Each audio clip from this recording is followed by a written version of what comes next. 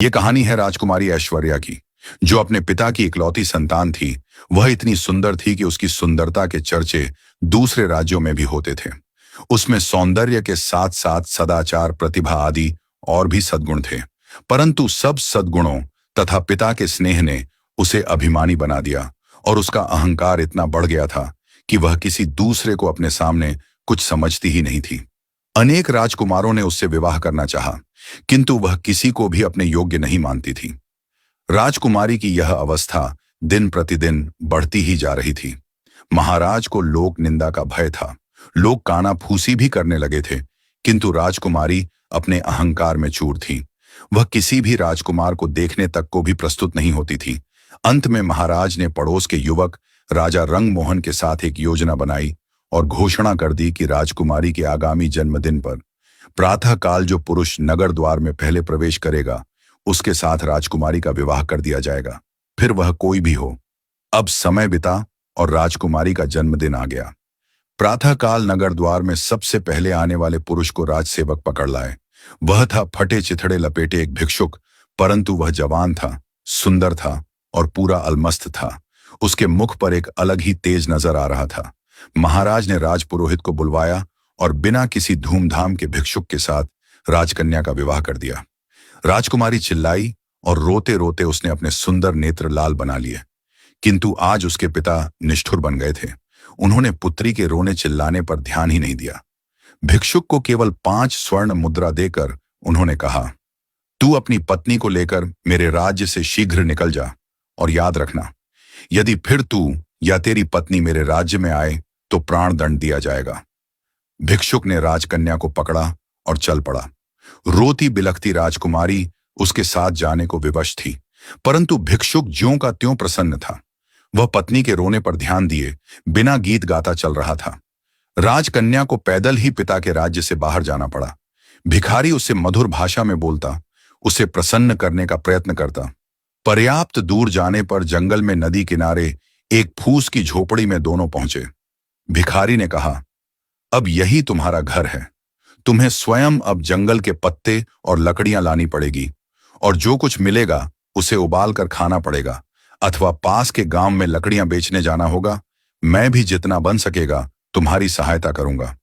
राजकन्या के लिए यह जीवन बहुत दुखद था, किंतु वह व्यवस्था सब करा लेती है। उसे बस एक ही सुख था कि भिखारी उसके साथ बहुत प्रेमपूर्ण व्यवहार करता था। कुछ दिन ऐसे ही बीत गए। फिर एक दिन भिखारी ने झोपड़ी छोड़ दी और ऐश्वर्या को लेकर वह एक गांव में आया। वहां वे दोनों एक खंडहर जैसे घर में रहने लगे। भिखारी कहीं से कुछ पैसे ले आया और उसने मिट्टी के बर्तन खरीदे।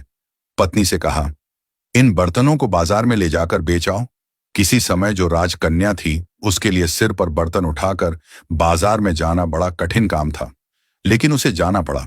भिखारी ने उसे स्पष्ट कह दिया कि यदि उसकी आज्ञा का पालन ना करना हो तो वह उसे छोड़कर चला जाएगा। अब बेचारी राजकुमारी ऐश्वर्या बर्तन सिर पर उठाकर बाजार गई। उसे बर्तन बेचना तो आता नहीं था, दूसरों से नम्र व्यवहार करना भी नहीं आता था। बाजार में बर्तन रखकर वह उनके पास खड़ी रही, क्योंकि जमीन पर बैठना उसे बहुत बुरा लग रहा था। तभी उसके पास एक घुड़सवार युवक आया। उसने उससे से बर्तनों के दाम पूछे। राजकुमारी ऐश्वर्या ने रूखे स्वर में दाम बताए तो घुड़सवार लौट पड़ा। लौटते समय उसका घोड़ा भड़क उठा और उछल पड़ा। घोड़े के पैरों की ठोकर से सब बर्तन फूट गए। घुड़सवार बिना कोई ध्यान दिए वहां से चला गया। अब राजकुमारी ऐश्वर्या इससे बहुत दुखी हुई और बेचारी रोती हुई घर लौटी। भिखारी आते ही क्रोधित होगा। यह बात सोच सोचकर उसके प्राण सूखे जा रहे थे। भिखारी आया तो देखा कि राजकुमारी रो रही है, तो उसकी आंखों में भी नमी आ गई और वह कुछ नहीं बोला। परंतु दूसरे दिन उसे कहा, तुम्हें कुछ नहीं आता। मिट्टी के सभी बर्तन टूट गए। अब हम दोनों का निर्वाह कैसे होगा? एक उपाय है, नगर में चलते हैं। सुना है राजा रंगमोहन बहुत दयालु है। उसके महल में तुम्हें कोई नौकरी दिलाने का प्रयत्न करूंगा। तुम्हें काम मिल जाए तो तुम्हारी ओर से निश्चिंत होकर मैं भी कहीं अच्छे पैसे वाला ढंग का काम ढूंढ लूंगा। कुछ धन एकत्र हो जाने पर कोई व्यापार कर लूंगा और तब तुम्हें भी अपने पास बुला लूंगा। राजा रंगमोहन का नाम सुनकर राजकुमारी ऐश्वर्या ने लंबी सांस ली। एक समय था जब वही राजकुमार उससे विवाह करने का प्रस्ताव किया था, और आज वह राजरानी होती, किंतु हाय रे, यह घमंड आज उसी राजभवन में वह दासी बनने जा रही है। जाने के अतिरिक्त कोई दूसरा रास्ता नहीं था। राजकुमारी ऐश्वर्या नगर में गई और राजा की पाकशाला में उसे नौकरी मिल गई। भिखारी उससे विदा होकर कहीं चला गया। राजकुमारी ऐश्वर्या का गर्व नष्ट हो गया था। उसका स्वभाव बदल गया था। अब वह अत्यंत विनम्र, परिश्रमी और सावधान सेविका बन गई थी। रसोई घर की अध्यक्षा रंभा कुमारी उसके कार्य से अत्यंत संतुष्ट थी। फिर बसंत पंचमी आई। राजा रंगमोहन का जन्मदिन था। सभी सेवकों को इस दिन नरेश अपने हाथ से पुरस्कृत किया करते थे। दूसरी सेविका के साथ मंदाकिनी को भी राजसभा में जाना पड़ा।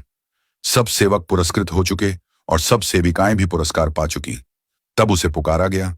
वह हाथ जोड़े, मस्तक झुकाए राज सिंहासन के सामने खड़ी हो गई। नरेश ने कहा, ऐश्वर्या, तुमसे प्रसन्न हूं। तुम्हें तो मैं अपनी रानी बनाना चाहता हूं। ऐश्वर्या ये सुनकर चौंक पड़ी और बोली, महाराज, आपको ऐसी अधर्मपूर्ण बात नहीं करनी चाहिए। मैं परस्त्री हूं। भले ही मेरा पति भिक्षुक है, पर मेरा तो वही सर्वस्व है। उसे छोड़कर मैं दूसरे किसी को सोच भी नहीं सकती। वही मेरा स्वामी है।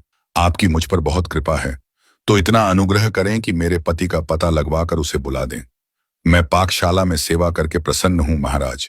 रंगमोहन चले गए और थोड़ी देर में वह भिखारी राजमहल से निकला। राजकुमारी ऐश्वर्या उसे देखते ही दौड़कर उसके पैरों पर गिर पड़ी।